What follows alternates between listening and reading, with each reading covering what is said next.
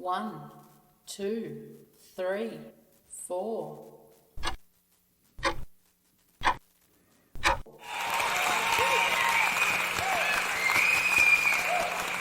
One, two, one, two, one, two, one, two, one, two. You're listening to the Online Time Fame Podcast. I'm your host, JD, and this episode is going to speak about Charleston White and his rise in the comedic world, the world of comedy, digital media, and the social media platforms that his popularity has exploded on. And in our last episode, we talked about the Fort Worth rebirth of Dolomite, and that was talking about an article that appeared by that same name in Fort Worth magazine, and that was February 13th. It was published 2025, and that was a writer, Michael H. Price, and he had talked about how him and one of his friends, a colleague, Thomas C. Renone, he passed away. I think it was 2016. Rest in peace to him, and condolences to his family. Still, because sometimes people say that was a long time ago, man. Still, when someone passes, we miss them forever. And so they brought Rudy Ray Moore to Fort Worth. They hadn't heard about him, because they're like almost in the community art world, the underground movie, film scene, local movie houses, and they have showings of films. And the late Thomas C. Renone, he went on to work in Hollywood. He worked on Brandon Lee's The Crow, like a lot of movies, but as I said, I didn't even go that far, and that's why I really wanted to bring that part of the community, the Fort Worth community, into talking to Charleston, because Charleston has risen, and people say, man, he ain't gonna be on that much longer. Well, if people looked at where Charleston White came from, he talked about it. And as I said, when he confronted certain things and like the ideals that we uphold in inner cities of placing criminality and debauchery, is that how it's said? Negativity, that's upheld because the people in inner cities, once after the late 1800s, so-called black folk wasn't worth nothing no more. So they were like, man, whatever they do, they're lazy and shiftless now. But a point was made in a recent interview. I think it was Sean Cotton. I think it was Say Cheese TV. And as all the controversy surrounding Charlie Kirk, the young man who was murdered earlier in September of 2025 in Utah, speaking at a college to people, and was shot, from long distance. Assassinated, murdered for speaking and for whatever. It wasn't something he did to someone. But Charleston White, when he addressed that shooting in his character play of how he talks in current events and comedy, he was attacked, personal attacks. But as everyone knows, the Charlie Kirk, he was speaking against so-called black folk, and he was saying women had smaller brains, and this free speech. So all of this can be said, but the difference between free speech is say something that's true. See, we can have the Ku Klux Klan outside all day, but don't just come with, mythological information. And when you say mythological information, let's take it to Ferris University in Big Rapids, Michigan. They have the largest Jim Crow museum in the world, and all the time they talk about they feature information and art and displays of historic context about Negroes and the stereotypes and the hatred that was shown about or propagated about so-called black folks, that was used as propaganda to keep them down, and rivaling what was done in Germany with during in the 1940s and the 1930s and 40s. The same level of propaganda, negative propaganda in order to keep a group subjugated, for hundreds of years. And the part about what Charleston White said in this Say Cheese interview, I think that interview was done somewhere like, it was very recently. That might have been September 24th even, 2025 interview, and Charleston made a point. He said, one thing about Caucasians in this country, they fear so-called African Americans because they fear the backlash if we ever got in position, what we would do to them for what they did to our people and what they do even today. And the sad part is that so-called African Americans have never been revengeful like that. They talk a talk, and some would do something, but as a whole, we don't hate and never have hated Caucasians, and we have a close relationship in this country interacting with Caucasians, and it's a whole deeper level of history and why events and things happen. So it's a lot of people that talk about what happened, why it happened. Everything ain't told, and everything won't be told, because a lot of times, a lot of information is, just deep-rooted history that people think they know, but they may have not gone that deep. So the history ain't even superficial and surface the way it's taught.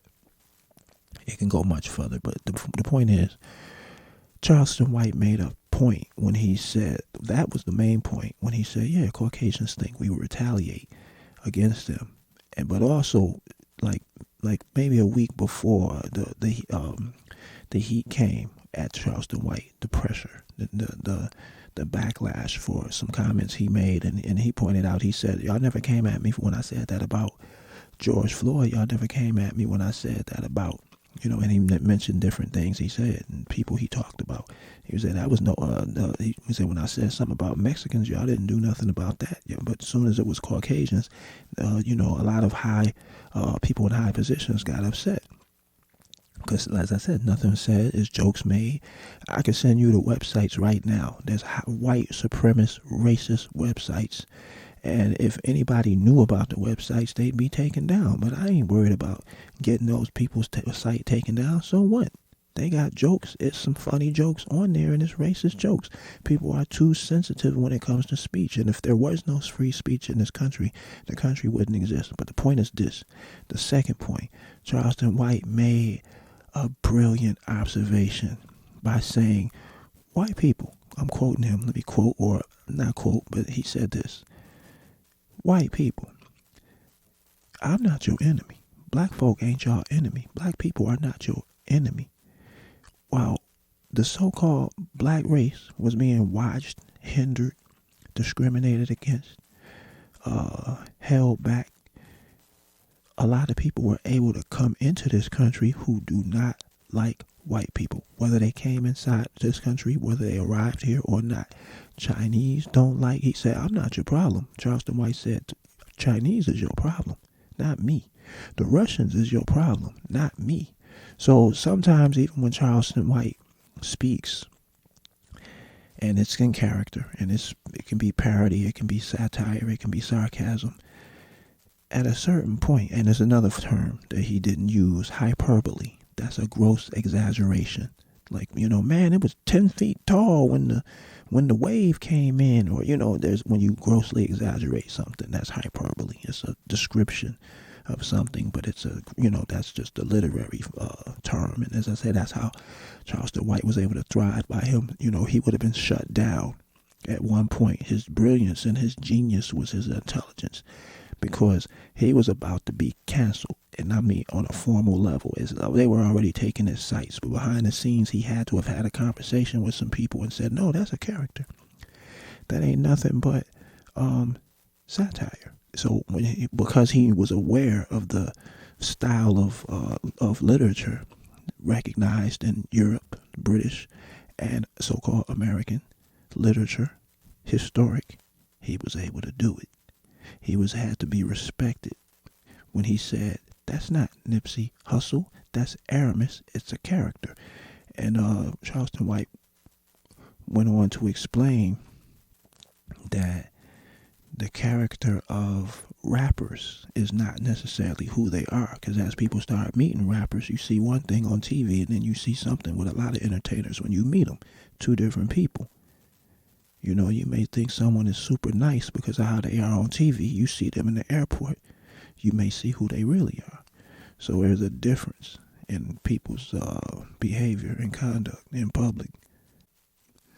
So this is why Charleston White was able to navigate in a different way. He was able to move around because, as I said, in the inner city, we glorify what's ignorant, the fools, the dumb stuff, and then people embrace that dumb stuff as culture when it's actually, if you even want to break it down like that, it's subculture. That ain't no culture. It ain't formal. It's subculture because it's within some other context. But it's been given, it's promoted, it's shown because people can be led. So-called black folk these days, they not leaders, they are those who are led. Because once leaders were, lessened and appointed and encouraged to say certain stuff, the people had to, stand individually and realign their own minds to go the direction they wanted to go, and that's what we didn't see, and that's what we see when we hear and we see the example set by Charleston White, because as I said, he would have been canceled. He was done as far as the media was concerned, the way they were cutting his pages off and they were saying, look what he said, and he says, no, I didn't say that. That's a character saying that. Just like these rappers are characters, just like these other people, you see all these other groups, and this is where Charleston was really in trouble when he made some comments about Asians. I don't remember the specifics, but what he was saying, it sounded crazy until he explained. That's a character saying that the same way all these people, all these Chinese using the N-word and saying this and saying what they want to say. But when we respond to them the way they respond, they get hurt. And that was the breakthrough moment in looking at not USA Caucasians, but looking at the way people from other countries started to assume in the position of supremacists. You have people from certain countries that have to be told, that have been told by Caucasians, you ain't white, you ain't white. But they assumed the position because to them it was the position of power.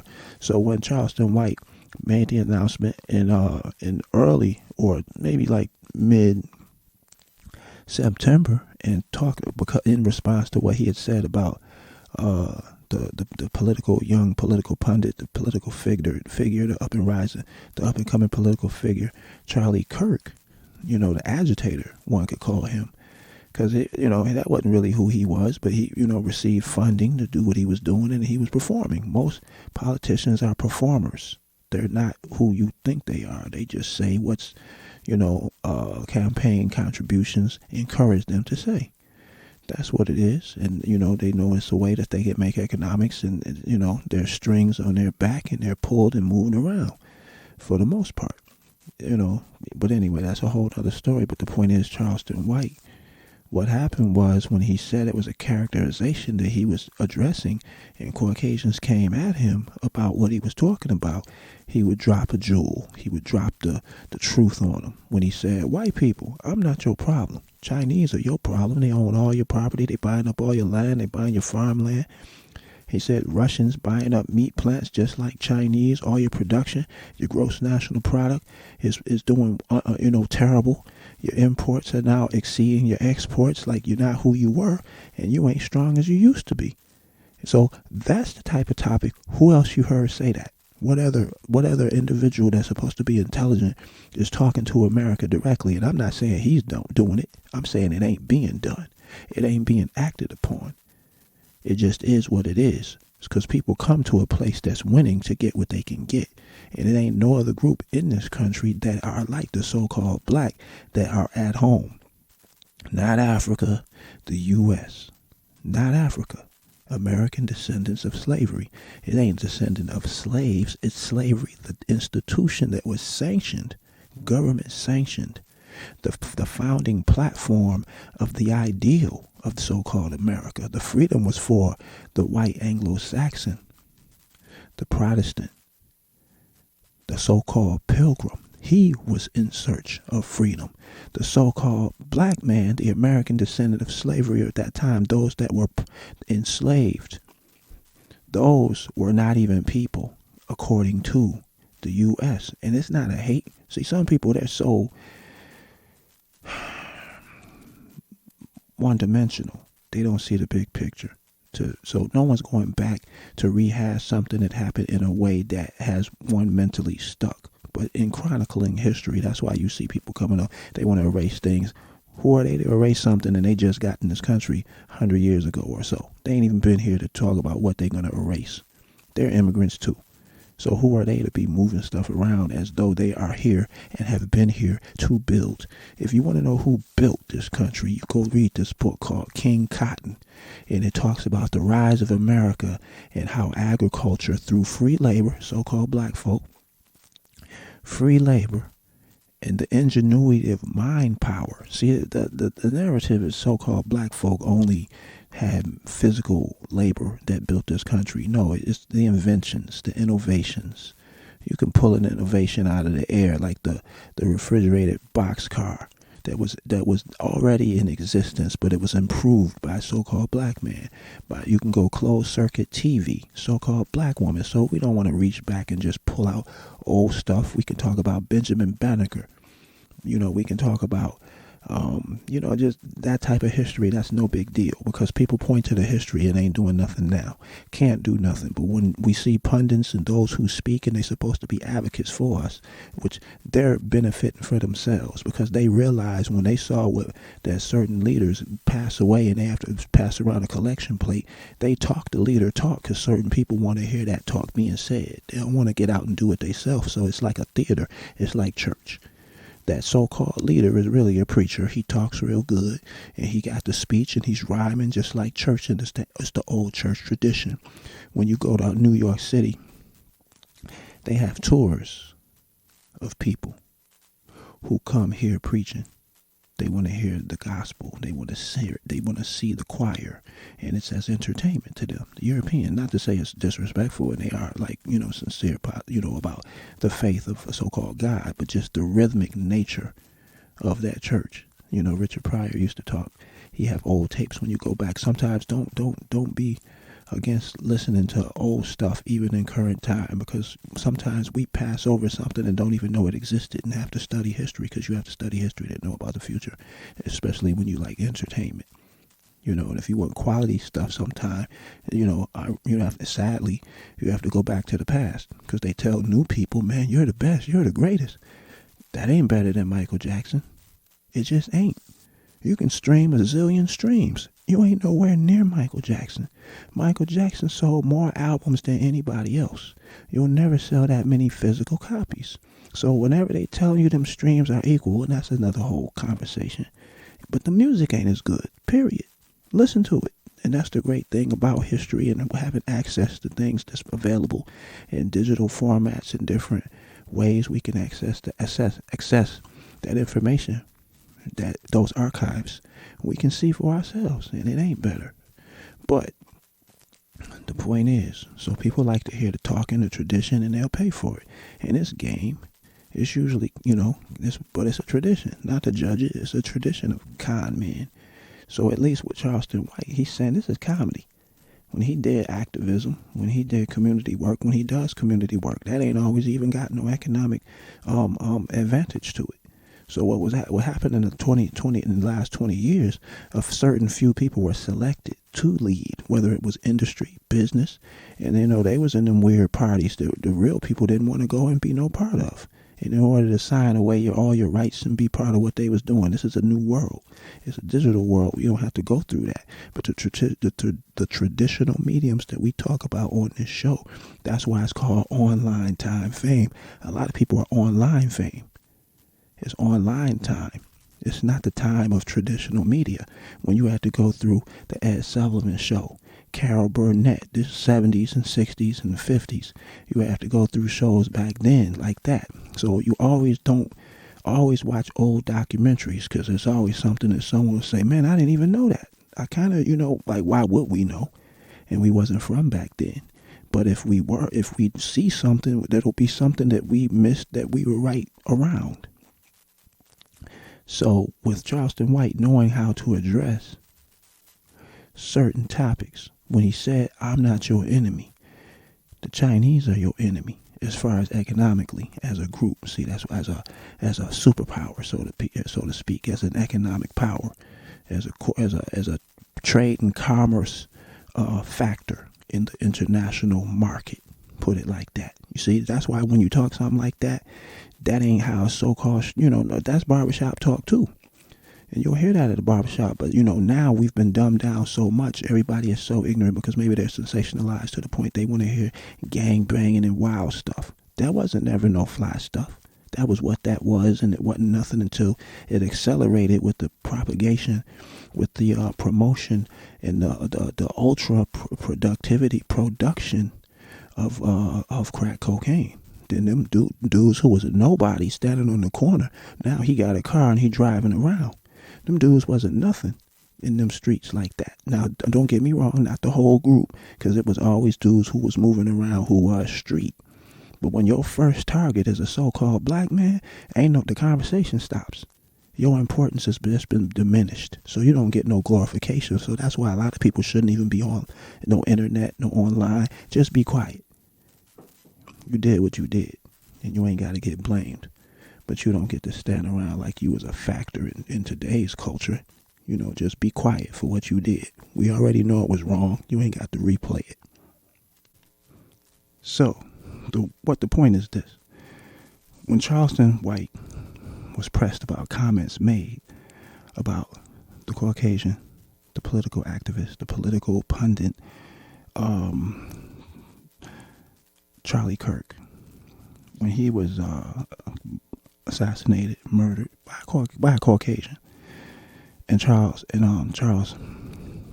White addressed it. Caucasians were livid. Oh my God, free speech. And it's not that one talks like that, but as I say, he's in character.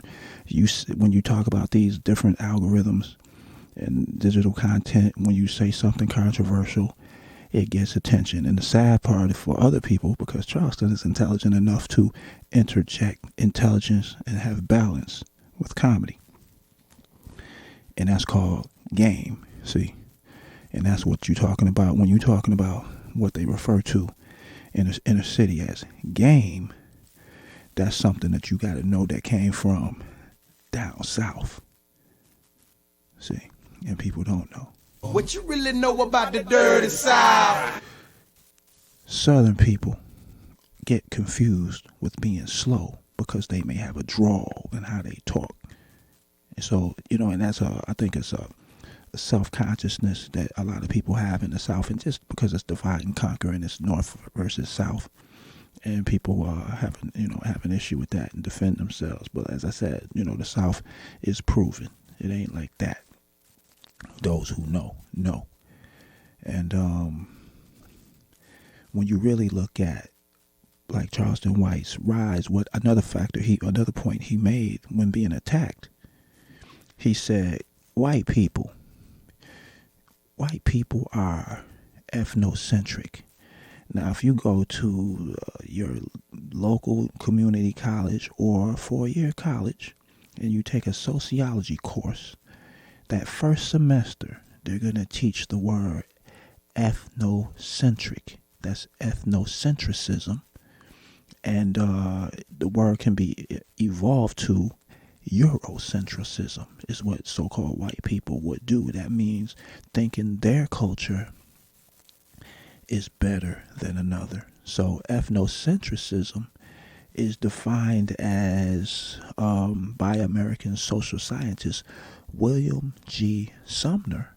He said that ethnocentrism is the technical name for this view of things in which one's own group is the center of everything, and all others are scaled and rated with reference to it.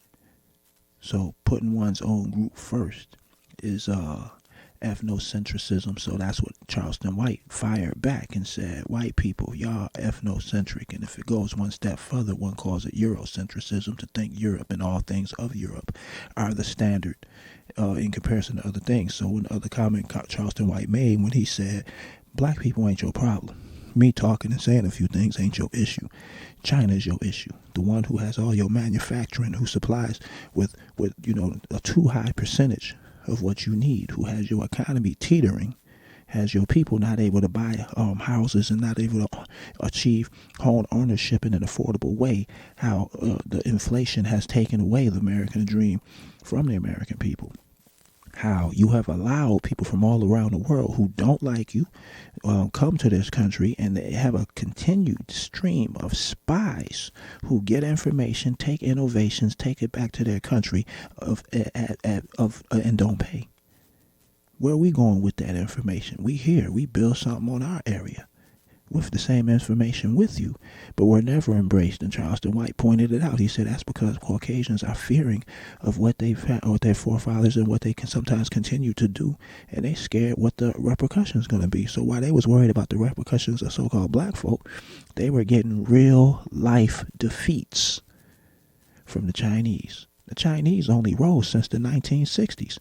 When you go back and look in history, the Chinese were laughed at. Any product made in China was considered inferior. Still is. That stuff breaks fast as I don't know what when you buy a lot of them plastic items, but they were so cheap you might not even take it back to the store. That's part of their hustle, is to make certain stuff that they know is going to break. But it was 99 cents. You know them little cheap headphones you get for 50, 99 cents a pair. What, you going to return it? No, because the regular price of a name brand headphone might be 4 times that much. So you just eat that, and you might just buy, 4 at a time. So the point is, when Charleston White said that, it was a whole different paradigm, is I guess the word they would use, those so-called college. You ever hear those college people talking? And they be using 5 or 7 big words, and I'm like, man, I don't know none of what y'all just said.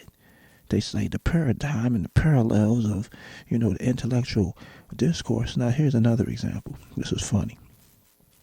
Charleston White broke down the difference between quantitative and qualitative, and he talked about how one meant that you get the information and data, and the other word meant that you go out into the field and you experiment, like you use the data, but you experiment, you interact with the environment, with the subject of the research to prove it. Like you studied he said you studied a monkey or the ape, and then you go out and you interact with the ape. So see, that's the thing about Charleston White. He'll talk, because you got to talk that regular talk. People ain't gonna listen, because that's sensationalism is promoted among so-called black folk. You got illiterate high school dropouts who get to talk to a so-called presidential candidate on a regular basis, but if someone has some education and knew how to ask proper questions, that's the last one they want to see. The last one in this country, the so-called black folk, is one who have education. They got degrees. Everybody ain't just some nerd or what they call them, square. No, it's some straight street dudes who finished college before. They ain't go to the penitentiary. Some went to the penitentiary, that they do have people who come home from. I'm talking about people who went to college instead of jail. It's a bunch of them. And they know the streets. Those are the ones don't nobody want to be around. When you say, we can't find any qualified people, there's plenty of them. But they don't do the stuff them other people do. So what was done in the early 2000s, and you can go back 50 years, when they used to get token Negroes, sellouts. So they call in Charleston a coon, but the ones who are really the coons who sold out their race ain't the ones that they promote. They've been there so long, people don't even know that's what they doing. Because what would they have to be talking about if they was real? That's what you ain't gonna hear.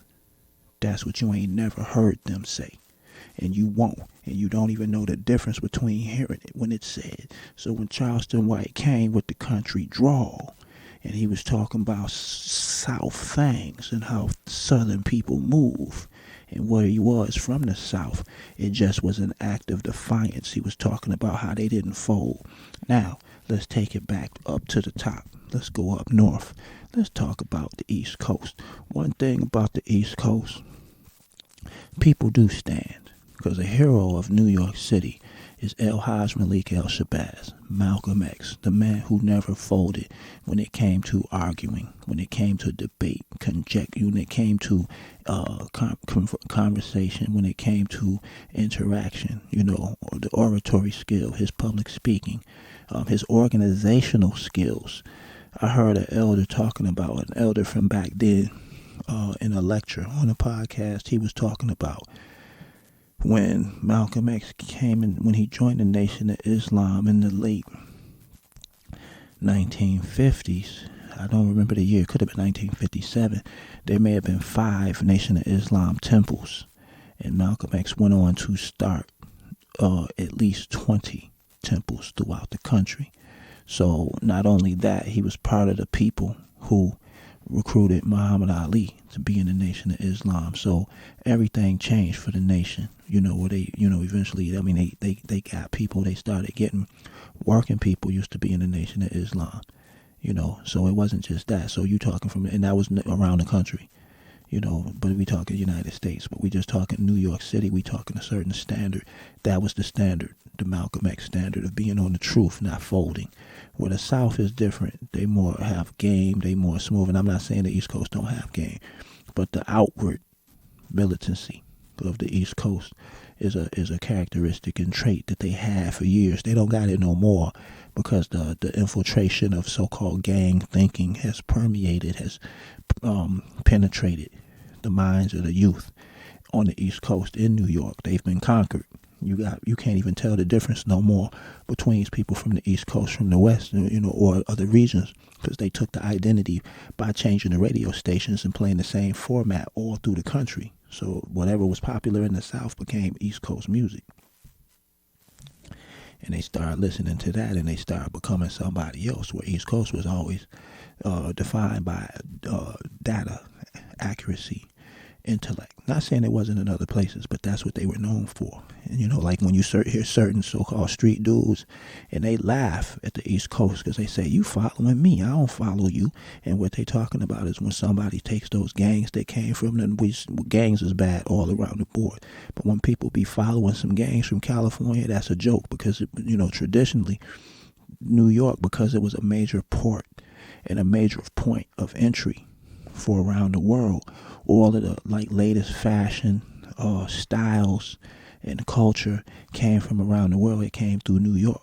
So it was always an international, before it was always an international city. So whatever was going on, you had it first, and then it would spread, it would make its way to other places. So for the East Coast to adopt and adapt to something from the West Coast that was negative, like gang banging, that's a whole nother conversation, but that's something that gets attacked by Charleston White.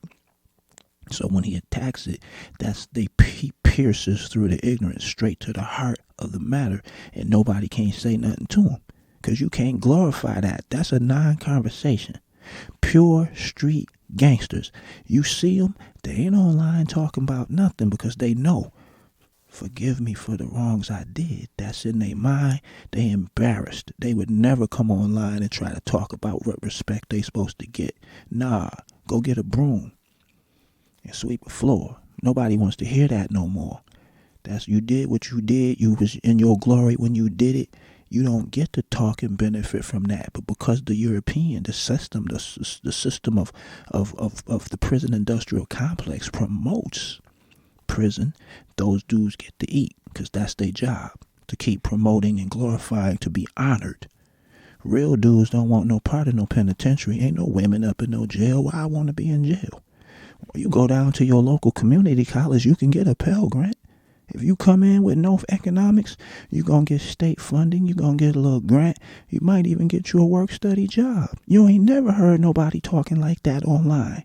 You ain't never heard nobody saying, man, going up in that school building and try to do that. See, college is an institution. The most popular institutions that come to mind, military. Let's say someone is 18, they need something to do. Military, college, jail.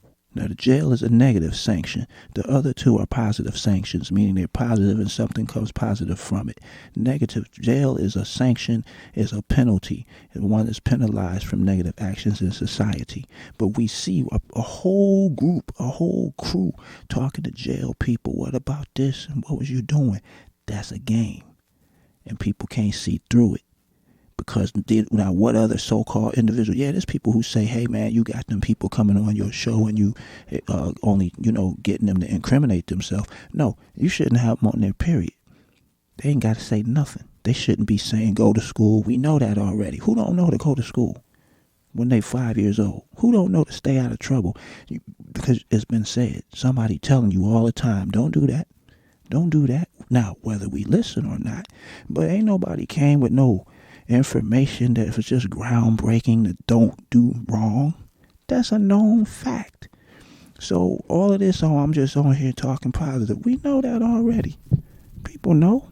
They just do what they do for it. May be circumstances beyond their control, or the mental capacity that they have at the time to do different. So when Charleston White is breaking it down, using the word ethnocentrism, Eurocentrism, when he told them that, and when he said, "I'm not your problem," that goes deeper into your gross national product, your national export, your import, and those are balanced to see. A nation is supposed to sell more than they buy, which creates the surplus of economics. So when I was saying earlier, when I was talking about King Cotton and the rise of this country, King Cotton was the rise of so-called America because through agriculture of cheap labor, so-called chattel, so-called slavery, but it wasn't only that. It went further than that. It was also tenant sharecropping. It was tenant farming, which are those two different things. Tenant farming and sharecropping, because that was even after so-called slavery. People had, and you even had Caucasians that were tenant farming and sharecropping, but when it was just the institution of slavery itself prior to the Civil War, when it was still a slave system, and that's another book called Slavery by Another Name. So, it wasn't like it stopped ever. It kept going through that's why it's called Jim Crow. So that's the point, is it was unseen, and the shackles even today, they're locked. But these dudes ain't nothing but field hands who look rich. They give them a nice car, and they talking field hand conversation because they being told what to do, because they don't have the heart to look the Caucasian in the eye and say, "I'm not going to go against my people," because they getting wealthy to do it. So the dude who you looking at, are they saying what Charleston White is saying? Of course not. They right in the middle. And I'm not saying that they should, because once you get a certain amount of economics, you're not going to be in a position of talking a certain way. When somebody's hungry, they talk a certain way. When they ain't having things, they willing to say certain things. But when they start getting a little more economics, sometimes they don't want to talk like that no more. But it ain't like they give up that job. They stay in that position, that so-called leadership. But they seem like it every week. They come on, but they ain't saying what really needs to be said, because they not trying to risk their freedom. But they are in a position. Why would they get that position up? They playing the game. It's all a political game. See, the USA is the greatest country in terms of politics, because some countries, they got to walk around and beat your ass. They got to take a stick. When you go to Afghanistan, the Taliban, they got a rubber hose that's like 3 feet long, and they show it on the news, and they slapping people with it and hitting people. Ain't no such thing as due process. Ain't no court. They lock you in some place. And then they just have to survive being beat and abused. And they have countries that have to censor and stop stuff from being said. But in the U.S., they don't have to censor at that level. All they got to do is keep sports on. Keep the NBA playing, and we have all these people sleep. Keep the NFL playing, and all these people, that's game. That's game that have to be respected. See, people say, "Oh, man, the U.S. be doing this." They ain't tell you couldn't go to the library. They ain't tell you couldn't read no book. Ask the average individual, what's the last book you read? And I ain't talking about reading just for reading, even though reading was a enjoyable pastime at one point in history, more than anything that had risen afterward. But these folk can't read. They can't read. They can't figure nothing out. So it ain't like sometimes people will say, "Well, man, how come this dude got this education, but he can't make nothing happen?" Because he got a mark on his back. The same way you have a mark on one's back from being a felon. There's research. I can tell the name of the professor, but that'll be another episode of studies that have been done where it was a known fact that was propagated, that was promoted by the National Urban League when they used to talk about how a Caucasian dropout, high school dropout with a criminal record is more likely to get a job than a so-called black man with a bachelor's degree. The Caucasian gonna get hired first. And the way they did that study is the same way they find housing discrimination. They send the Caucasian that works for the study for the researchers. Sometimes for law enforcement, they send a Caucasian in there and he has a fake resume and fake credentials, and he says, yeah, I'm a high school dropout and a felony and all that. And then they send the so-called black man in there and he got a degree, and then they've done the research. I can tell you the study and who did it. So it ain't no secret. So this is why, as I said, sometimes when people are smarter than other people, and that don't mean arrogantly, but a threat, can't be controlled easily. So that's what makes it the same. Not the new Jim Crow, as that book by Michelle, I don't remember the author, but Michelle Wallace or something like that. Not her, because it wasn't new. It never stopped. They saying the new Jim Crow, and that was, oh man, did you read that book, The New Jim Crow? What's new about it? Ain't nothing stopped. It's the same thing. So the point is, when Charleston White was hitting with these questions and different factors, literate people know what he's talking about. Caucasians, they like, yeah, you right, Charleston. But as long as we got enough tap dancers and dropouts and people with low IQs, the intelligence quotient is low, and they put them in the forefront, and we accept them as our entertainers and leaders. Because, what is an entertainer? These are puppets and clowns and have been made celebrities. I mean, no disrespect. And as I said, when you go back to the Malcolm X speech at Berkeley, I think it was October 11th or October 13th, that was 1963, and Malcolm X had been at Berkeley. It went out to the West Coast, and he was breaking down because a survey was taken by some entertainers. It was Newsweek magazine, and back in like 63, and they had asked some people in the entertainment world what they thought about it was black issues, if I'm correct. It might have been, they might have asked about the Nation of Islam, they might have asked about Elijah Muhammad, but it was definitely an inner issue that so-called black folk wasn't supposed to speak on, because it was a known fact. In the past, you didn't speak to Caucasians about black folk issues. You just played dumb. That's why you had a lot of Southern people who, when you thought they was playing dumb, that was game. Because I don't know what it is. No, they knew what it was. They was just speaking in a tone and not have to incriminate themselves to not participate. So while you thought they was dumb, they was playing dumb. Because what do they say? A wise man can play a fool, but the fool can't play the wise man. So that's where, as I say, it's a lot of tension between the North and South, because that's why we watching in action a dude who everybody thought was dumb, Charleston White, and he ended up being smart. He told people, I went to school, I took classes, I appeared at the city council, and then you see video of him popping up at the city council, and everybody knew there was some sensationalism when he made certain statements, but that's how the internet works. The algorithm, it jumps from negativity, and it's sad that even though some people focus on the negativity and they get their views, but as a people, a lot of people who say they the people, but they ain't our people. They may look like us, but they ain't us. And I ain't even talking about just philosophically or ideologically. I'm talking about they from another country. But everybody, because they call it flat blackness, it ain't their nationality. They not American descendants of slavery, or they just got here last month. But they play and say we. What you mean we in the U.S.? So when you go back to King Cotton, what I was saying was the book King Cotton from the 1700s. In the development of agriculture, crops like tobacco and cotton, black folks pushed that level of productivity, making economics. That economics made the national treasury, the national wealth of the country, to the point where textiles were made, the cotton was made in the South, sent to the North and produced and exported to Europe, where the price of cotton got cheap, less expensive. Europeans now had clothing. You had people in the 1800s used to wear the same outfit for a week, because that's how, in the U.S. as well, that's how people didn't change clothes every day until like the 1900s. Before that, you see people in them old photos, that was their best outfit. They put that on, and that was still some overalls and something really that you would laugh at today. When you go back, they were dusty. They was dirty. And so the point is, as cotton was exported around the world, and we're leaving through the by 1850, the 1850s, the wealth of the country had been made. And even with the Civil War, wealth existed because it was $1 billion industry. Cotton, tobacco, exports, and that's when we were thriving, is this country. After that, the next rise was World War I.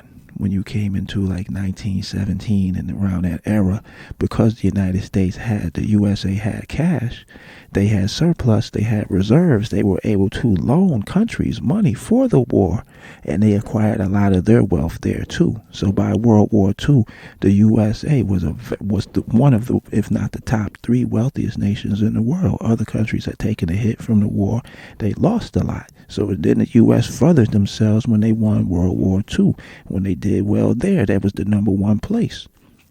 But so-called black folk, when you go through Jim Crow and through discrimination and through institutional white supremacy or discrimination and segregation, they weren't benefiting from the programs being created for Caucasians, which today would be called affirmative action. That was for white only, and it's known and comprehended for why it was done. For those who know, and not on a superficial surface level to blame nobody, but to say what it was. So that's why when Charleston White was slapping them with that, it was nothing, those facts, it was nothing that could be said. So it ain't no hate. It's a way deeper explanation to everything we see than the surface superficiality that we hear on a regular basis from people who think they know. When you say, well, how many credits you got in college, my brother? They don't got none. And I know some scholars who topple and run circles around any PhD and only read books. So I'm not equivocating academia with intelligence. But I'm saying most of the people talking, they actors, they perpetrating. Now, so as we go further back into the wealth of the nation, and when they tried to charge Charleston, they couldn't do it because he really knew what they thought he didn't know. He knew. See, so but you don't make the attention in the news when you talking that smart talk, because it's 50 websites. They got 4 views on their page and on their commentary when they talking that knowledge talk. But if you talking that N-word talk, that shucking, that driving, that signifying, that fly flavor of speaking, that's where you gonna get it, because it's entertaining and it's fun. It's like what Ice-T once called power poetry. Them rhymes, that fly talk, that fly slick stuff, but the subject matter has devolved into straight negativity. How many times you gonna talk about shooting some guns and messing with some great females, screwing some hoes, and driving around in some cars? See, that's stuff that they had never done. Dudes ain't never had nothing. They was in the house drinking, 8 people drinking out of big tub of Kool-Aid, like a half. Kool-Aid ain't nothing but 1/4 sugar and just a fraction of some coloring. That's why when you look at that Dave Chappelle skit, when he said, I think it might have been, it was a show from one of his comedy specials prior to the Dave Chappelle show. He said, yeah, I want some of that grape drink, not grape juice. He said, because brothers in the hood ain't never had no grape juice. They had grape drink. And that's why Dave Chappelle in that special said it's purple, because it's artificially colored. But because folk done grew up and they never had no grape juice, when they get some money, you can tell they ain't never had nothing. They ain't never rolled in no Cadillacs and no Eldorados. They wasn't them kind of kids who had jewelry. That's why Charleston White always be pointing it out. I had money. I had my own room. I had my own phone and all of that. They was these actual poverty people who brag about poverty, when some people, families had money. But just because you didn't come from nothing economically don't make you less, but it also don't make you more. See, it's just because it's really how people conduct and carry themselves, and it's called culture and refinement, and that's what is not had. That's why the foreign movement of bringing a bunch of negative people in and talking like ignorant, those are glorified. That's the first one the politician want to talk to, is somebody stupid, because they ain't gonna question them and hold them accountable for nothing but keep on pimping. That's that pimp game. This pimp and the hoe. So I'm going to bring this home here, interview her about some presidential topics like, can you even read? Did you even graduate from high school? Have you ever walked into a college campus? No, you promoting being a hoe. You a chicken head. You a bird. You just a bum B.I. That's all they be. society. This is who is promoted in modern society, but that's the downfall of a society. Can you imagine being in the Roman Empire? The collapse came from within. The degeneration of the mental state of the people who once were upheld in culture and science, who had pride in development and invention, and then among all those developments came to just hedonism, just freak parties and bugging. That's Greek stuff. That wasn't the higher elevated Asiatic. No. And that's where they be at now. They got dollars, but they ain't got no class. See, so that's why they promote those people. But they fall into. They already fell. So when Charleston told them, I ain't your enemy, that's what it meant. That's what it was. So as I say, you can't even really get dates on certain episodes. We not showing episodes and examples for Charleston on some of the things he said because, we don't have permission on the copyright level to play his clips. So we may just say it in a roundabout way. And as I say, a lot of them clips don't even exist no more. They get deleted, taken down, and it may not be uploaded again. And if somebody do have an interview, you may have to go through it. So it's just the fact that, as I said, when he talked about, like the state of the country, and when he told the Caucasians, he wasn't talking to so-called black folks necessarily, because he said, white folks, I'm talking to y'all. I ain't your enemy. Your enemy is those Japanese people, it's them Russian people, and don't none of these people like you because you didn't let too many people in. People right inside the places that we could never get a job. We can never get the training, and then because they don't say, oh man, that's people we used to dog out. It's just a known thing that they look at the so-called American descendants of slavery. See, they say American descendants of slaves. That's wrong. It's slavery, the institution, meaning it's like an entity. It's an extension of so-called government. It wasn't like an individual. It was a whole institution of people, of a group and an ideology that kept a certain people in a certain position, governmentally sanctioned. So that's what it was. So that's why it's a bigger thing. But they just keep a bunch of people shucking, jiving, and rapping about nothing and wearing dresses and doing all kinds of weird stuff. And they promote that as so-called black culture. Them folk ain't never had nothing. And then, as I say, the people in supposed positions of intelligence, they done forgot what they supposed to say and then some do know. You just an entertainer, man. Just rap. Dribble that, basketball or whatever you gonna do. And, don't even be trying to say no real stuff. Let me tell all you fancy-ass ball-playing Negroes something. What they need to be told is, We don't need no more of that guitar picking sitting around the shack music today. I mean, it's just a point where, as I said, the advancement and the multiplication of so many media outlets where you got everybody thinking they got something to say and they ain't read a book or article or magazine. They might have read a post. When they write something and they got to use abbreviations, you use an abbreviation for a word that was only 4 letters. You putting all this code you have to know when you text, and these people can't even write a sentence. As soon as you see a sentence, you can see a certain level of someone's intelligence, at least in the literary format, because you got reading and writing and speaking. That's why you can go and learn a language, and sometimes you can speak the language, but you might not know how to write it. And you can speak it, and you might, you might not know how to read it.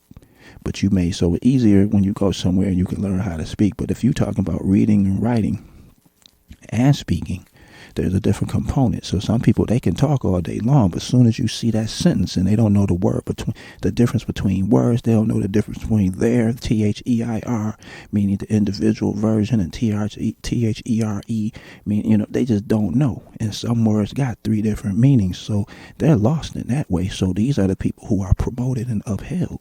Now, if you can dance like the Jackson 5 used to do back in the 70s, or you like El DeBarge and them back in the 80s, the family group, we ain't worried about your talent. But when you jump up and try to pontificate about something deep, you sound like a fool. That makes us all look stupid because those are the people that's promoted. So that's why so many people internationally say, well, goddamn, they got good rhythm, but they stupid. But a lot of them people you looking at ain't even from here. And then when you look at the ones who are, those are plants, and they're strategically placed in position, and that's why it's a downfall. No money ain't being made because the people put in position is stupid. That's why that girl say, well, goddamn, why come these kids dumb? Did you ever look at the parents? The parents is dumb. So what you think gonna happen? Their IQs was low. Come on, man. This was the leaders. And this included comedians, comics, trumpet players, baseball players. Show me in the white community where a comedian is a white leader. Show me in the white community where a singer is a white leader, or a dancer or a trumpet player is a white leader. These aren't leaders. These are puppets and clowns and have been made celebrities and usually say exactly what they know that the man wants to hear. And what's crazy is, and that's, as I said, that monumental speech at Berkeley, University of California, Berkeley, 1963. That was October. And so, you know, the weird thing is, as I said, people swear they nice. They swear they the bees, and they just clowns. Because the real, they in the street. This is why we're Online Time Fame. Online Time Fame's podcast is based on this premise right here. First of all, there's 3 points of advancement in the world. Small minds talk about people. Average minds talk about events. And great minds talk about ideas and solutions to problems. So most of these people, when you listen, yeah, they talking about the problem, the situation, but what you gonna do about it? They don't got that, because if they did have it, it ain't their job to figure out how to solve it, because they're just here to distract people and talk. Make their little money on the side. That's what we've been seeing for 50 years. Faking the funk. High, you know, that's why this when you talk about the South, playing, lying, and signifying. That's the title of this show. Playing, lying, and signifying. They just signifying. They playing like it's real. It's not. That's why when they pressed Charleston White and they pushed him into a corner, he said, ethnocentrism, ethnocentricism, ethnocentricity, Eurocentrism, Eurocentric, Eurocentricity. You see what I'm saying? He broke it down. And so they know what he talking about. Brothers be like, what are you saying, son? They don't know. What's that, dog? I don't know. You know, and if they do know, they don't know. Because they letting it go by and they ain't saying, hold up, man. All that cooning, shucking, and chap dancing, bro. And it sounds formal. You got certain people on major networks, I won't say their name, they bought off long time ago. You can look it up. They wrote them a check, and now they just there. You know, they ain't doing nothing. But when you talk, you hear somebody who think they watches the news. Hey, man, did you see such and such? Yeah, the one they gave that $5 million to? Man, he wasn't never right.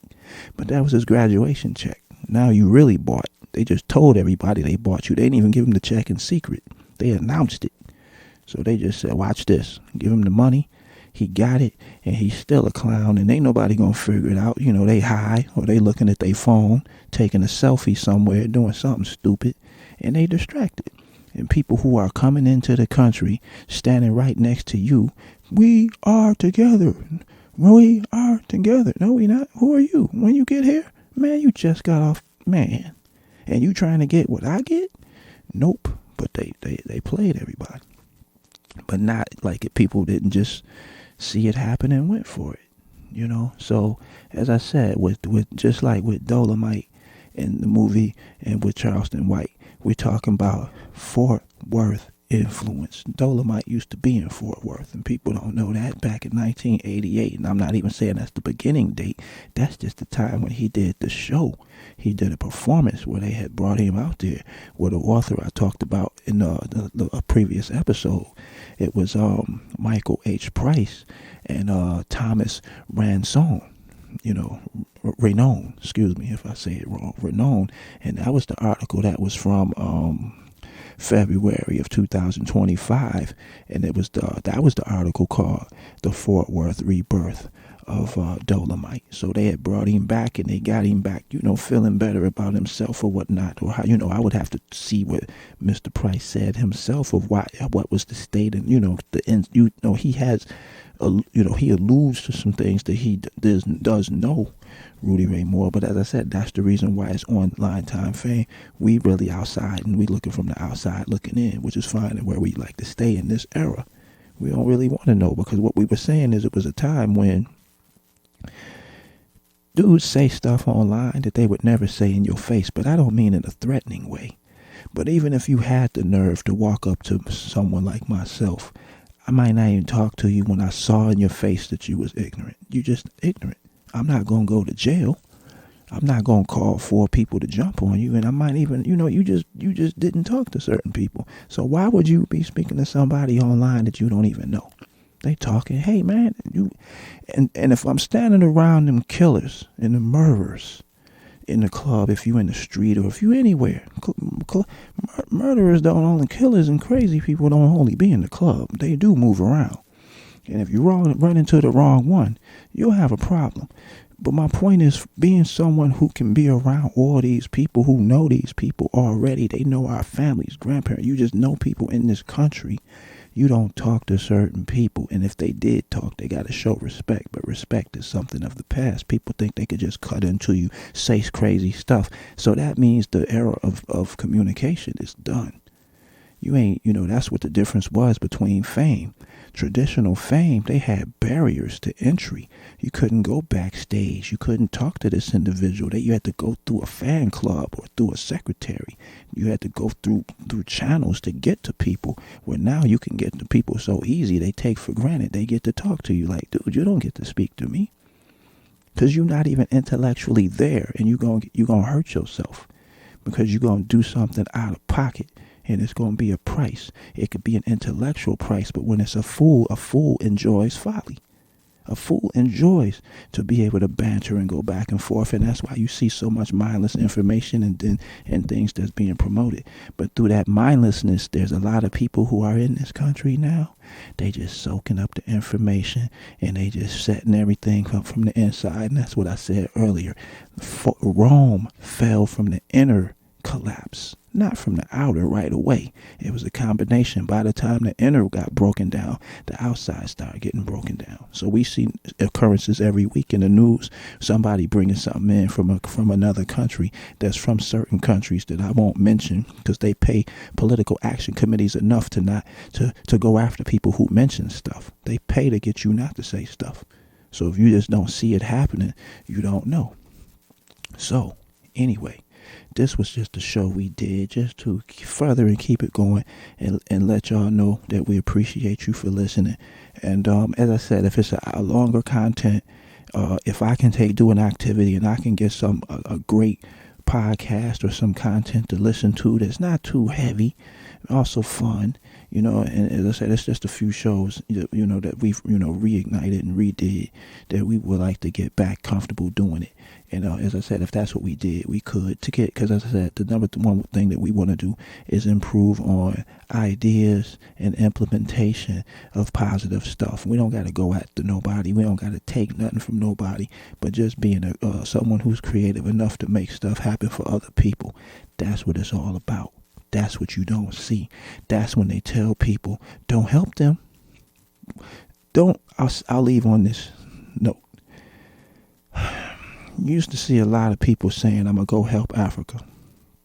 Very famous people. And I've said something to some of them. I'm like, well, goddamn, bruh. You got all that for help for Africa, but I know some people in Brooklyn ain't ate breakfast in 3 days. You know what I mean? So you got so much for overseas help. Why don't you help your own? That's a plan. That's implemented through other people. So the neglect is real. But, it's a deeper story than that. As I said, a lot of what we talking, it sounds like, oh, man, that's where you at. No, that's the superficial level. Everything ain't to be spoken. So anyway, this is JD. This is the Online Time Fame Podcast. And we appreciate you listening. And we will say peace.